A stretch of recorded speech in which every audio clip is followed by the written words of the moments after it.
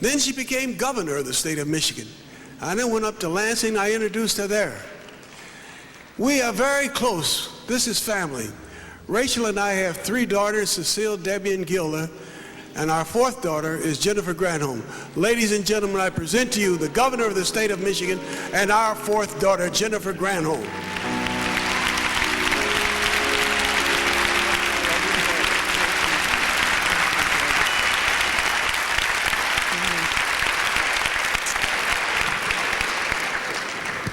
Thank you, Dad. To Judge Keith and all of the members of the clergy, to all of the members of Congress who are here and our state legislators, to our heads of corporations and honored guests, I'm so glad you're here. But I want to really address my comments not to you, the really entitled people.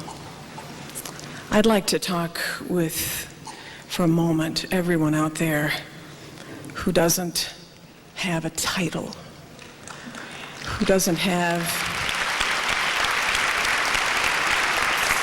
not credentialed, everyone who's never been elected, not the CEOs, but the secretaries of the company, not the senators, but the janitors, not those who were lucky enough to be ushered into this beautiful space today, but those who stood in line for hours waiting to get in.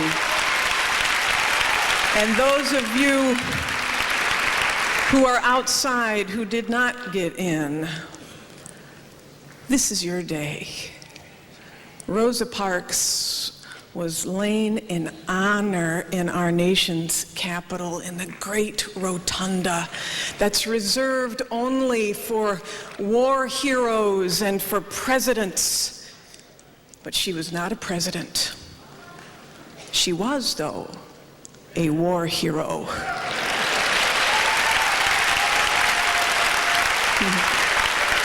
She was a heroic warrior for equality, and my God, surely that is enough for a nation to celebrate.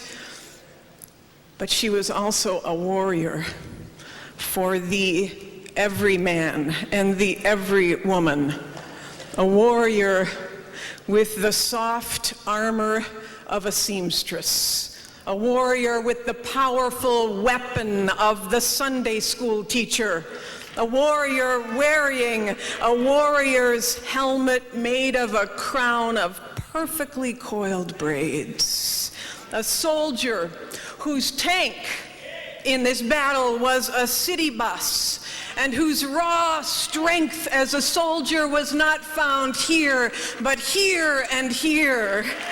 A warrior, an improbable warrior that was leading an unlikely army of waitresses and street sweepers and shopkeepers and auto mechanics, and a warrior that was protected in this army by the piercing weapons of love and nonviolence, more powerful than any army before or since.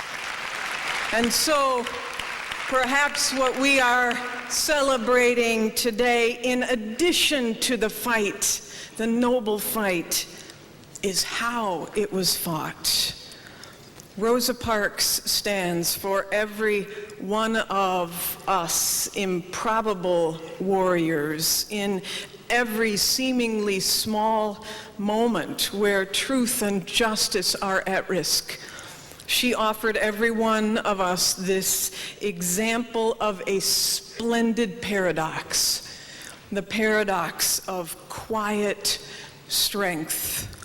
No more quiet than strong, certainly no more strong than quiet, each reinforcing the other. She was powerful because she was improbable. She was unexpected. She was untitled. And what has been written of Gandhi is certainly true of Rosa Parks, that her greatness lay in doing what everybody could do but doesn't.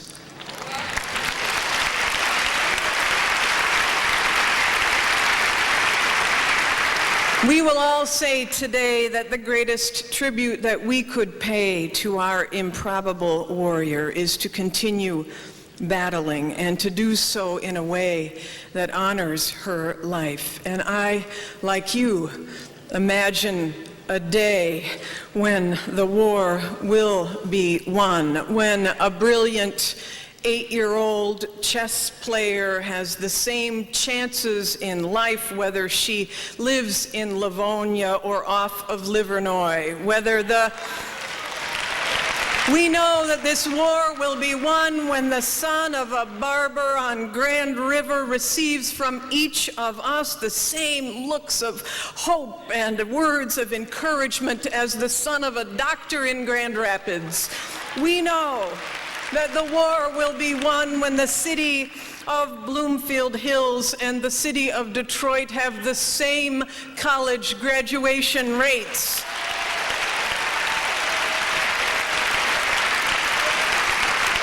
And the same low prison incarceration rates as well.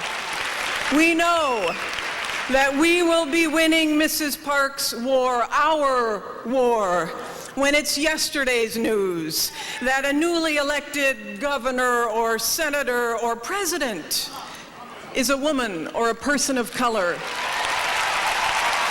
Yesterday's news. We know that we will be winning the war when people in the state of Michigan do not have to vote on whether diversity in our university classrooms is a good thing. We know we will see signs that we are winning this war when love overwhelms fear and acts of quiet strength become our daily bread. So, good night, Mrs. Parks, from the state of Michigan to our own gently powerful war hero, because by your actions, you have given us your final marching orders. We are enlisted in this war. And on behalf of the state of Michigan, ma'am, we are reporting for duty.